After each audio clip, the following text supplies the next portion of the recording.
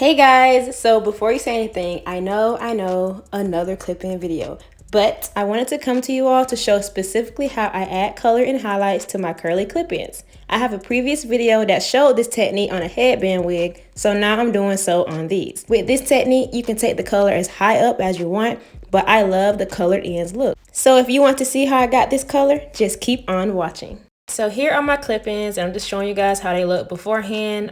They are kind of dusty, so this video will be revamping them. Here are the items that I will be using for this color tutorial. You can find these products at your local beauty supply store and at some Walmarts.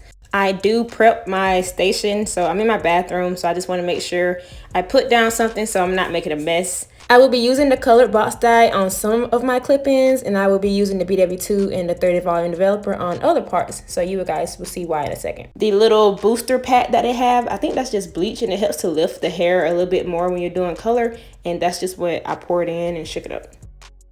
The box comes with gloves, but I like to use my own because they're a little more sturdy. So here I'm prepping my bleach for some clip-ins. I do use 30 volume developer in my BW2, and I'm just mixing that up to where it's not too thick like when you're trying to bleach your closure or your frontal, but you want this kind of runny but not like loose because you want it to saturate the hair strands and it really work its way in there. I do take a rubber band and tie off each clip-in bundle. I personally dye my hair within the bundle state because it's curly hair. I just make sure I really get in there and saturate each strand. If you do not use a rubber band, that's totally fine. Just leave it open and you guys can color it like that.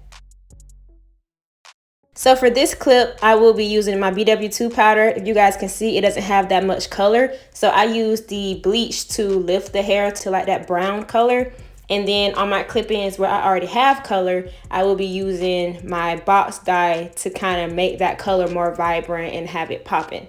So some of my clip-ins, if they are completely like a natural color, I will be using the bleach BW2 powder. But if it has color already, I will be using my box dye to just enhance that color and just get it popping. Once I work that bleach in, I do take my aluminum foil and I close it on off and I put it to the side to let that process.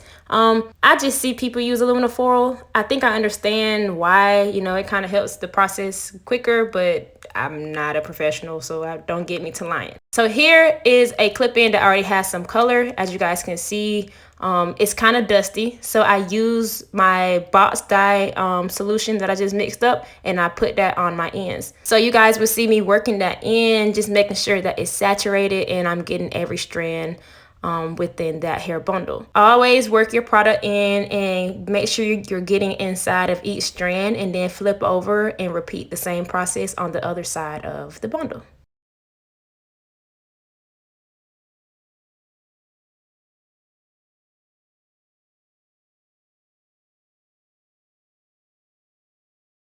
So I'm going to repeat that process with a few more clip-ins. Again, if they have no color or barely have color, I'm using my BW2 powder. And if it already has color, I'm using that honey blonde box dye to enhance the color and just get it more vibrant. So I only have a few clip-ins left, and I repeat that process based off if it has color or no color. And then I let it sit and process for about 30 minutes to an hour. And then I come back and rinse it out. So here is how it's looking after it's processed for, I think this was 45 minutes. And all I do is slide off the aluminum foil, and then I am able to rinse it out. You guys can see from this step, you can see if your color is going to be bright or not. Like if you don't see that color once you pull it out of the aluminum foil, then you may need to process it again, and you will be able to see it popping. But you'll be able to tell if some hair is colored when you can actually see the color and you haven't even rinsed it out yet. I'm going in with my Shimmer Light shampoo, and just to help tone that down, if it does have any brassiness, the Shimmer Lights helps to cancel any of that out. After shampooing, I do go in with the conditioner that comes with the colored box dye, and I work that in, let it saturate, and let it just sit for a second. And then I go in with my own personal conditioners that I love. One is a Camille Rose Honey Nectar, as well as my ORS coconut conditioner. So those are my favorites. You guys can use your conditioner of choice, but I do go in first with the conditioner that comes in the box dye. Whenever I'm working with curly hair, especially these clip-ins, I use my fingers and I work it in and I detangle only with my fingers. As you guys can see, it did have a little shedding, but it's not going to be a lot when you're using your fingers. Once I actually finish detangling it right there, that's the shedding from all of my 10 clip-ins. This is how the hair looks damp, and then this is how the hair looked dry. So as always, thank you guys so much for watching. If you found this video helpful, you should just go ahead and subscribe to my channel, and come on, take off with me, and we're just gonna be popping like this color on these clip-ins. All the items that I use in this video, as well as the hair details, will be in the description box. And yeah, very quick, very simple, beginner friendly. If you guys have any questions that I may not have answered, leave them in the comment section and I will be sure to answer them. So until next time, bye guys.